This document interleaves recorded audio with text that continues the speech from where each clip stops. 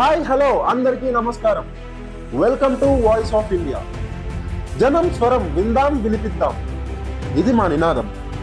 యువత భవితకు, సమాజ శ్రేయస్సుకు ఉపయోగపడే అంశాలను మీకు తెలియజేయాలని మేము చేసే ఈ ప్రయత్నానికి మీ అందరి సహకారం, ప్రేమ, ఆదరణ, అభిమానం ఉండాలని ఆశిస్తున్నాం.